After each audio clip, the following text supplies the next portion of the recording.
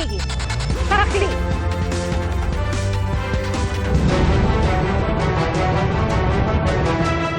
Mga kapuso, bago sa saksi, isang malaking sunog ang sumiklab sa Barangay 23 sa Pasay City kanina hapon. 20 bahay ang natupok at wala nang naisalbang gamit ang mga pamilyang nasunugan. Saksi, si Jamie Santos. Makapal na usok at naglalagablab na apoy ang bumalot sa isang residential area sa Barangay 23, Pasay City alas 4 ng hapon kanina. Sa video na kuha ng BFP Pasay City, makikitang mabilis na kumalat ang apoy sa magkakadikit na bahay sa David Street. Agad kumilos sa mga bumbero, maging ang mga fire volunteer para apulahin ang apoy. Kinailangan din nilang tanggalin ang ilang yero para mabuhusan ng tubig ang mga nasusunog na bahay. Kwento ng ilang nasunugan, mabilis na kumalat ang apoy, kaya naman karamihan sa kanila walang mga naisalbang gamit. Ang iba pa sa kanila nasa trabaho, kaya matinding takot ang naramdaman dahil sa ilang kaanak na naiwan sa bahay. Nalaman ko na lang susunog na yung bahay namin, mama. Inaalala ko po yung kapatid kong bunso kasi grade 5 pa lang. Ugulat na lang din po kami pagdating po sa taas. Sunog na po eh. Dali-dali po kaming bumaba. Kahit wala po kami mailigtas, yung anak ko lang po.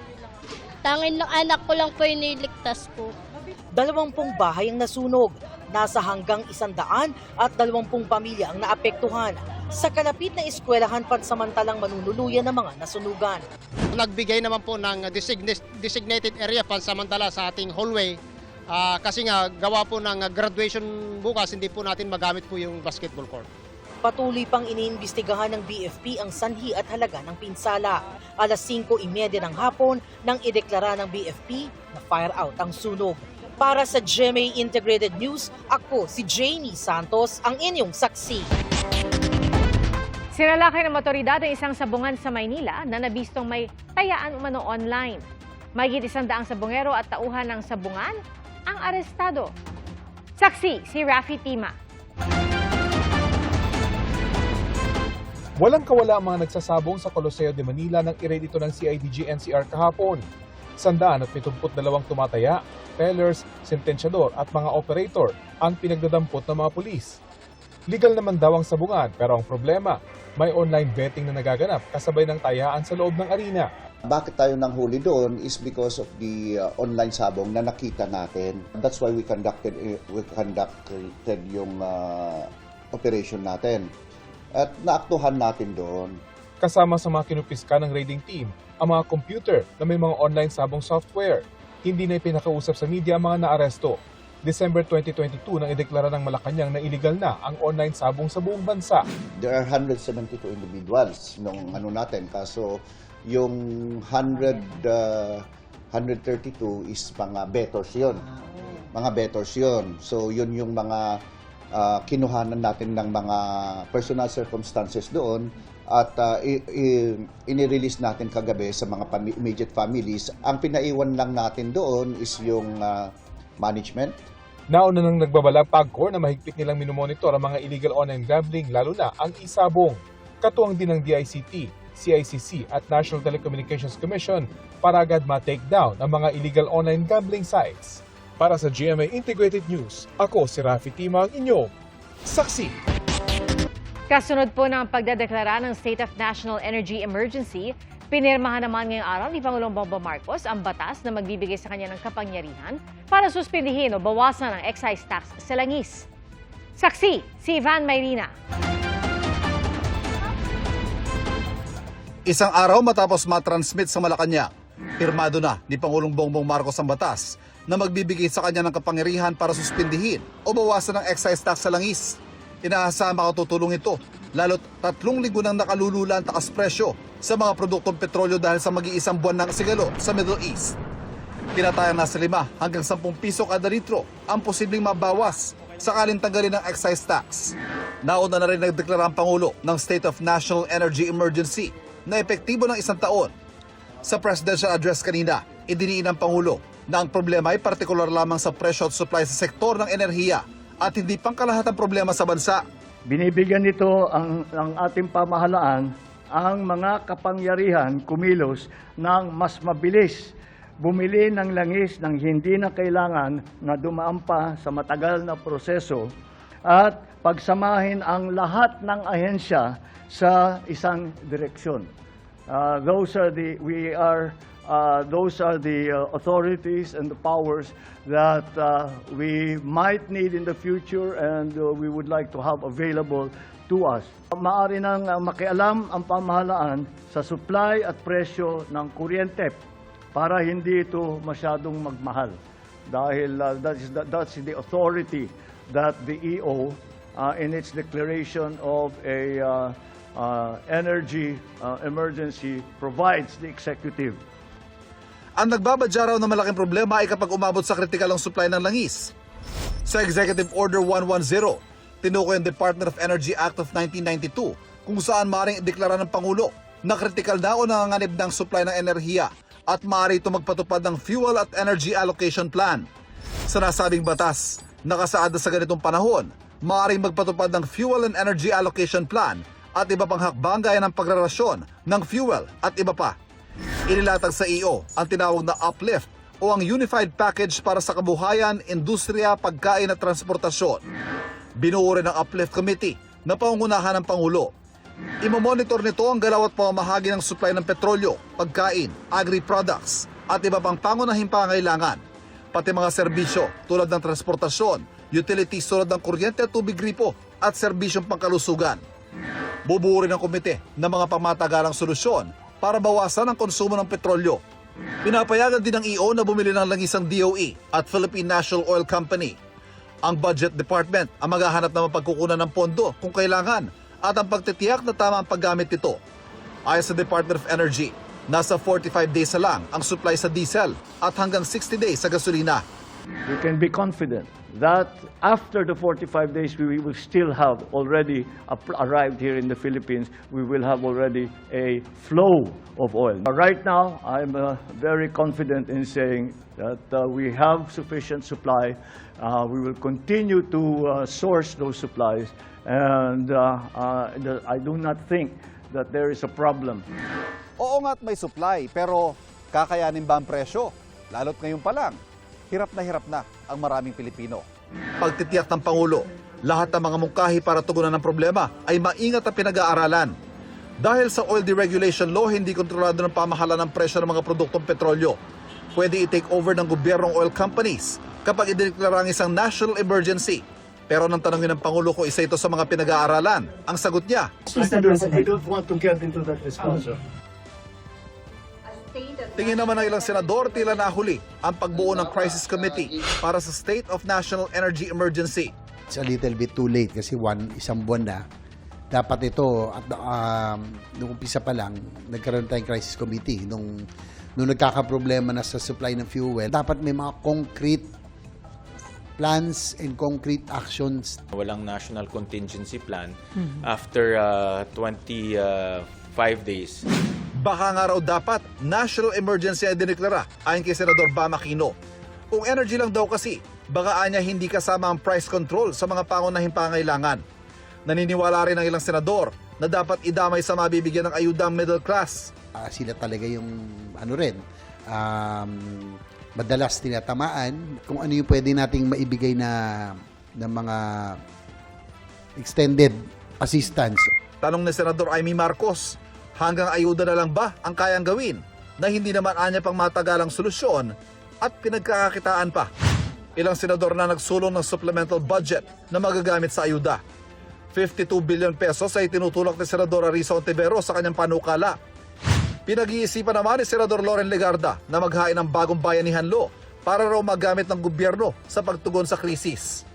Ayon pa kay Senate President Tito Soto, tutugon ng mga mababatas sakali magpatawag ng special session ng Pangulo para magpasa ng batas kaugnay sa krisis sa langis.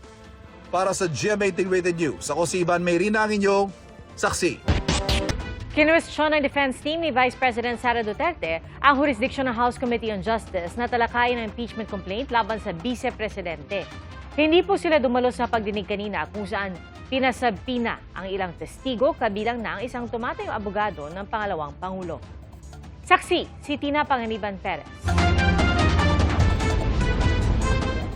Ang upuang inilaan para kay Vice President Sara Duterte, bakante. Pati ang lugar na inilaan para sa kanyang mga abogado. Hindi kasi sila sumipot sa unang pagdinig ng House Committee on Justice upang alamin kung may probable cause ang impeachment complaints laban sa bise para ituloy sa pagdinig sa Senado. Kanina, ipinasabtina ng komite ang isa sa mga tatayong legal counsel ng bise na si Attorney Michael Powa. Si Powa, umupong dating Chief of Staff at spokesperson ng bise sa Department of Education at spokesperson sa Office of the Vice President.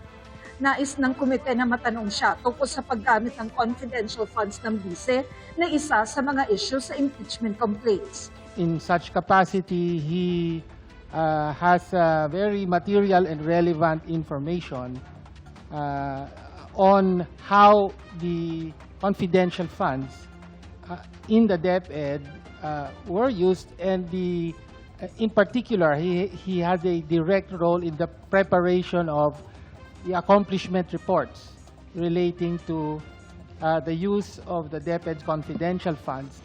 Tinanong namin ng komite kung magkakaroon ng issue sa pagtestigo ni Powa, gayong isa siya sa mga pinili ni Duterte na magtangkol sa kanya sa komite. We will see in the next hearing kung how he will take this particular subpoena, kasi nabanggit naman halimbawa yung pong relevancy nung pong kanya pong pag-i-issue po ng subpoena laban sa kanya. Bukod kay Powa, pinatatawag din ang taga-Commission on Audit para mausisa tungkol sa investigasyon nila sa confidential funds ng bise at pinakukuha sa Philippine Statistics Authority ang Certificate of Birth, Marriage o Death ng mga tao nakatanggap umano ng perang ito.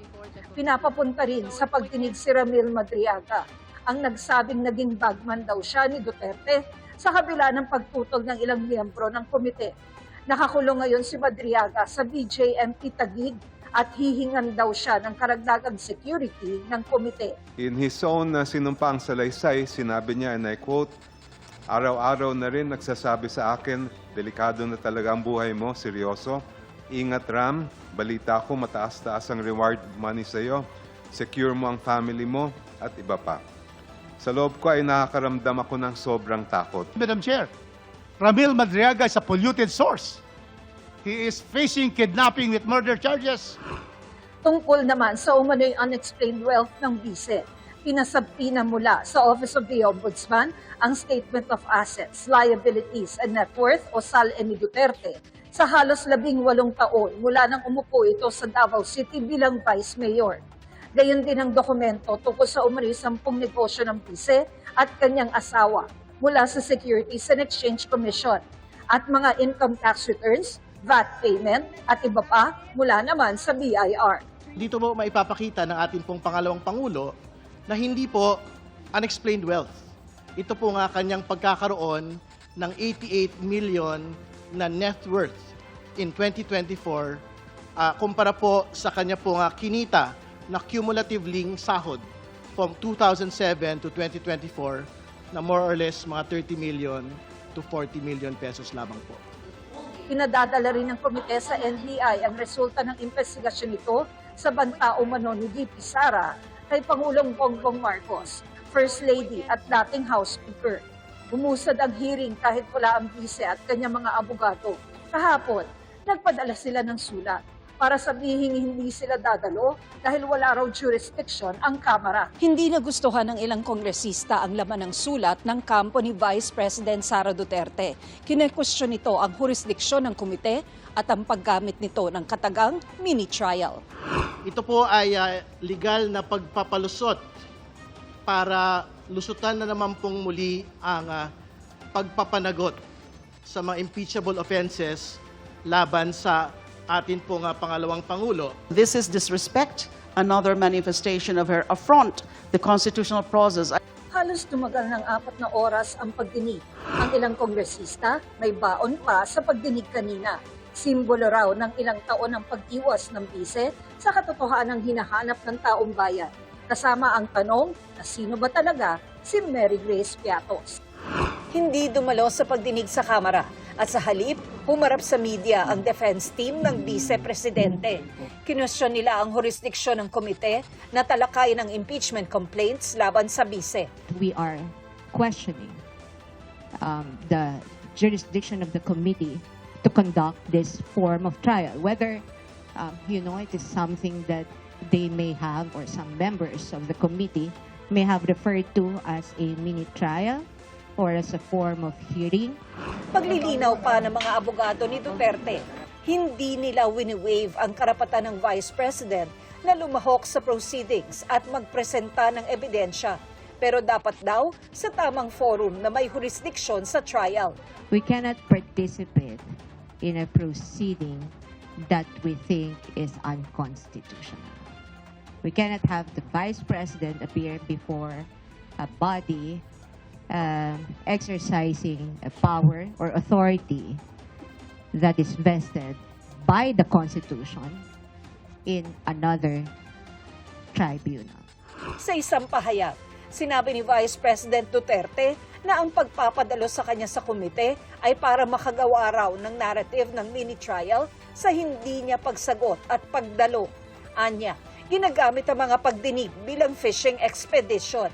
Wala rin daw patakaran ng House Committee on Justice na kailangan siyang personal na dumalo sa pagdinig. Naisumite na rin daw niya ang kanyang sagot. Kaya wala raw dapat gawin ng komite, kundi ibasura ang mga reklamo laban sa kanya dahil sa kakulangan ng ebidensya. Isa naman sa mga pinasampina para tumestigo sa pagdinig, si Attorney Michael Powa. Handa raw si Attorney Powa na humarap sa komite, pero kailangan daw niyang pag-aralan ang nasa sampina. I don't see any point in not appearing, so I will definitely abide by the subpoena, subject to, of course, titingnan natin kung ano yung laman. Para sa GMA Integrated News, ako si Tina Panganiban Perez, ang inyong saksi. Ipina-extradite o pinabalik sa South Korea ang isang Koreanong nakulong sa Pilipinas dahil sa kasong pagpatay. Kasunod po yan ang pakiusap ni South Korean President Lee Jae-myung kay Pangulong Bongbong Marcos. Gustong maimbisigahan ng gobyerno ng South Korea ang patuloy na pagpupuslit umano ng droga na lalaki sa South Korea gamit ang isang messaging app kahit nakakulong siya sa Pilipinas. Ayon sa South Korean media, nasa 30 billion Korean won o katumbas ng 1.2 billion pesos ang halaga ng illegal na droga na ipinupuslit ng dayuhan at ng kanyang kasabwat kada buwan. Sinentensyahan siya noon ng 60 taong pagkakakulong dahil sa pagpatay sa 3 kapwa niya Koreano sa Pampanga noong 2016. 2 beses siyang tumakas mula sa kulungan pero nahuli rin. Bukas at sa Biyernes, isasagawa ang transport strike ng iba't ibang grupo pero kanina pa lang pahirapan ng makasakay ang mga pasahero. Kalbaryo naman ang inabot ng ilang jeepney driver na pumila para sa ayuda at may isang hinimatay. Saksi si Joseph Moro. Umabot na sa ganito ang paghihirap ng mga tsuper sa gitna ng epekto ng nagmahal na diesel dahil sa giyera sa Middle East. Biglang nangisay ang isang jeepney driver sa pila para sa 5,000 pisong ayuda sa Quezon City. Kinailangan siyang bigyan ng CPR ng respondent taga Quezon City LGU ang naka-standby na ambulansya sa payout na unang naghatid ng isa pang pasyente. Nadala rin kalaunan sa Quezon City General Hospital ang driver na nagkaroon ng electrolyte imbalance dahil nalipasan ng gutom. Si Mang Juvie naman kalalabas lamang daw ng ospital kaninang madaling araw pero dumiretso sa payout. Ipapila ko sana sa anak ko, hindi daw makukuha. Hindi na ako pipila, nahihilo na ako. Nakakuha rin siya ng ayuda na ipambibili raw ng gamot. Saka siya babalik sa pamamasada. Pangalawang stroke na pala daw na ako po. Ako lang naganap buhay po. Ilan anak mo? 5 po. Marami doon sa mga gustong kumuha ng ayuda ngayon, wala naman sa listahan ng LTFRB. Ganito sila karami ngayon. Kaya bukod pa doon sa pila, sa payout, kung saan makukuha na nila yung 5,000, ito yung kailangan muna nilang lagpasan. Kailangan ma-verify ang kanilang mga pangalan na nasa LTFRB. Ang buong akala namin, makakasama kami. Pero ito ngayon, ang daming wala. Sa hirap ng biyahe po, wala kaming kinikita. 2 araw lang po ang karga yun, wala na. E paano pag-ubos na? Yun ang problema, kung saan kami kukuha. Personal na nasaksihan ni DSWD Secretary Rex Gatchalian ang problema ng mga driver. After today, the DSWD will go with the LTFRB sa bawat LGU isusuma total natin kung ilan yung nawawala. We'll call all their chairmen ng mga JODA para malaman natin ilan ba sa bawat samahan yung nawawala at kung bakit nawawala. Nakahandaan niya silang mag-round 2 ng ayuda kung tatagal pa ang krisis sa gitnang silangan. Pero kailangan pang tapusin ang pamamahagi sa mga probinsya. Ang estimate namin na gagastusin for at least one round, even outside Metro Manila, our rough estimate is at around 7 billion pesos. Habang nakaliban sa pagpasada ang mga jeepney driver na pumila sa payout, marami ang stranded na pasahero sa Commonwealth Avenue pati sa Philcoa kaninang umaga. Kakaunti na lang yung bumabiyahe na jeep. Tapos ganun pa rin naman po, napakaraming commuter pero hindi maayos yung sistema ng transportasyon. Malating oras na. Oo. Unuan, may bata pa. Nakakasaya ka, siksikan pa. Nadagdagan din ng mga nagko-commute. Hindi naman ako regular na nagko-commute. Gawa ng may sasakyan kami. Sa sobrang taas ng gasolina ngayon, mapipilitan ka talagang mag-depend sa hirap ng buhay ngayon. Kahit itong hapon, mangilan-ngilan at punuan ng mga jeepney sa Shaw Boulevard. Humingi ng pamanhin sa mga commuter ang Department of Transportation na nag-deploy naman daw ng mga libreng masasakyang bus sa iba't ibang lugar. Pinaghahandaan din ng DOTR ang nakatakdang transport strike bukas at sa Biyernes. Para sa GMA Integrated News, ako si Joseph Morong, ang inyong saksi.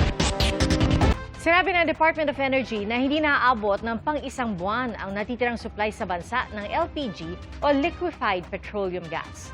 Nanganganib namang magtaas presyo ang ilang pangunahing bilihin. Saksi si Bernadette Reyes. One of our major problems now is LPG. So now we're starting to go around for the restaurants and beverages kasi maybe we can lower the consumption for a bit until we get the supply coming in. Kasabay ng tumataas na presyo ng petrolyo, minomonitor ngayon ng Department of Energy ang supply ng liquefied petroleum gas o LPG sa Pilipinas. Sa pagdinig ng Senate Protection Committee kahapon, inilahad ng DOE na hanggang 24 na araw na lang ang natitirang supply ng LPG sa bansa. Kabilang na ang mga nabiling supply na parating pa lang sa bansa. Batay nila sa inventory noong March 20 at sa daily average utilization, sapat pa ang supply ng mga produktong petrolyo sa bansa tulad ng gasolina at diesel. Pero pinakamababa rito ang supply ng LPG. So, in terms sa international standard po, sa IEA, 30 days po ang suggestion ng International Energy Association. In fact, all our products are above that. Ngayon, ang hindi lang LPG. Gayunpaman, ayon kay Yusek Sales, 3 ulit pa rin ang dami ng supply ng LPG sa bansa, base sa itinakdang 7 araw na minimum inventory requirement sa mga supplier. Pero pangamba ni Senator J.V. Ejercito, so nasa requirement pa tayo during normal times. But now that it's abnormal times, ang problema natin dito, Mr. Chair, yung po, sa Strait of Hormuz, hindi makapasok. So yung restocking o yung resupply of fuel, how do we consider that? Sagot ng DOE, nakikipag-ugnayan na sila sa mga bansa kung saan nag-aangkat ng produktong petrolyo ang Pilipinas. We have been assured by the next delivery, but that's assuming that the things stay the same, stay the same next month. But if things escalate and prolong, then we have to address that all over again. Base sa monitoring ng DOE, naglalaro sa 825 pesos hanggang mahigit 1,000 pesos ang presyo ng kada regular na tangke ng LPG sa Metro Manila ngayong Marso. Apektado na rin ang gulo sa Middle East ang presyo ng ilang pangunahing bilihin. Ang manok, posibleng lumampas na ng 300 piso ang kada kilo base sa kwenta ng Department of Agriculture. Ang pinakamalaki pong gagalaw dyan relative sa retail is yung chicken. From 200 pre-conflict, 200 pesos po per kilo, it will shoot up around 324 pesos per kilo po. Followed by the pork, particularly yung Kasim and Liempo.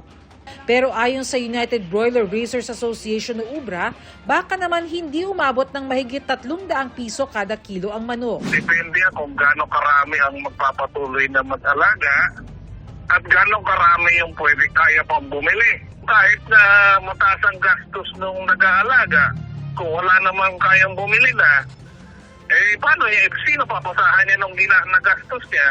Sa ngayon, stable pa ang presyo ng manok sa ilang pamilihan. Sa Marikina City Public Market, 150 pesos ang kada kilo ng sariwang manok. Hanggang 200 pesos naman ang chilled o frozen whole chicken, gayon din ang choice cuts at filet. Ang bigas naman, posible pa ring magmahal. Worst case scenario na around 49% increase from 45 to as high as 67 pesos po, well-milled rice per kilo. Noong March 9 o isang araw bago ang magkakasunod na mega oil price hike, nasa 33 pesos kada kilo ang pinakamababang presyo ng local regular milled rice. Pero ngayon ang pinakamababang presyo nasa 37 pesos na kada kilo. Pero mas malaki pa ang isinipa ng presyo ng imported rice na umaabot na ng hanggang 5 pesos kada kilo ang taas presyo. Mula nung dumating yung parang tamas ang presyo ng bigas, ng crudo din eh. Yun po kasi nga, siyempre yung pag-angkat mo dun sa isang lugar, talagang tumataas yung sa gas. Kaya tumataas din ng bigas. Nauna nang sinabi ng DTI na nangako ang ilang manufacturer na mga bilihin tulad ng canned goods, instant noodles, bottled water at soap na hindi muna tataas ang presyo sa loob ng 30 araw. Ang iba, 60 araw ang ipinangakong hindi magtataas ng presyo. Pero ayon sa Philippine Chamber of Agriculture and Food Incorporated, ibang usapan na kung sakaling magmahal na rin ang mga raw materials. Naghahanap po sila kung ano yung cost nila, pati yung cost ng deliveries and logistics, naturally has to be passed on to the consumer. Kaya magkakaroon talaga ng upward pressure ang prices. Sinisikap ng GMA Integrated News na makuha ang panig ng DTI ukol dito. Para sa GMA Integrated News, Bernadette Reyes ang inyong saksi.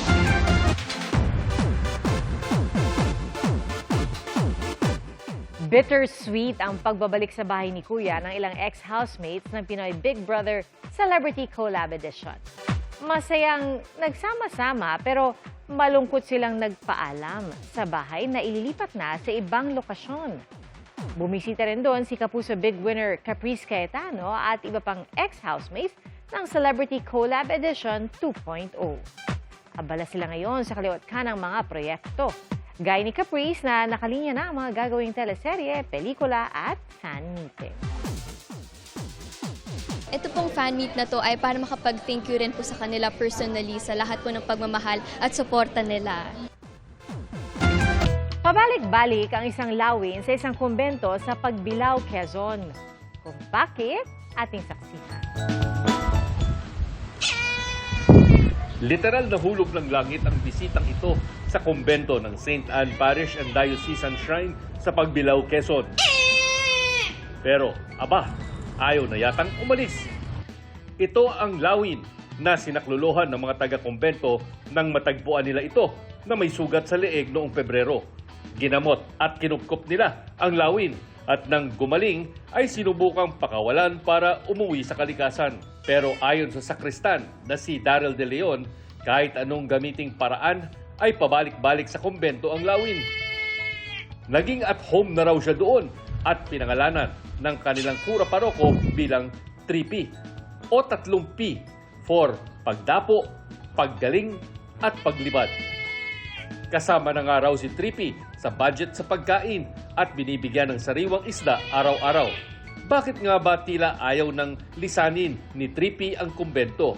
Ayon sa isang eksperto, posibleng nabago ang natural behavior ng ibon. Ito ay likely dahil nasanay na siya sa humans. So, nung kinupkup siya at pinagaling, natutunan niya na i-associate na yung mga tao sa pagkain. Aniya, ang mga lawin o Brahmini kite, gaya ni 3P ay isang uri ng raptor o mga ibong nanguhuli ng iba pang hayop gaya ng isda. Madalas silang makita malapit sa mga katawan ng tubig. Marami-rami pa ang bilang ng mga lawin, pero nahaharap din sa banta ng pagkasira ng kalikasan at pananakit o pagpatay sa kanila ng tao. Panawagan niya, huwag saktan at hayaang mamuhay ang mga ibon sa kalikasan. Lalo't may mahalagang papel din sila sa natural na takbo ng buhay bilang clean-up crew. Para silang health check ng environment. Kung kinain nila yung mga patay na isda o yung mga mamamatay na isda, then may iwasan yung pagkalat ng mga diseases. Mas mapapanatili yung kaligtasan ng lugar at yung kalinisan niya. Para sa GMA Integrated News, ako si Chino Gaston, ang inyong saksi. Salamat po sa inyong pagsaksi. Ako po si Pia Arcangel para sa mas malaking misyon at sa mas malawak na paglilingkod sa bayan. Mula sa GMA Integrated News, ang News Authority ng Pilipinas. Hanggang bukas, sama-sama po tayong magiging saksi! Mga kapuso, maging una sa saksi. Mag-subscribe sa GMA Integrated News sa YouTube para sa iba't ibang balita.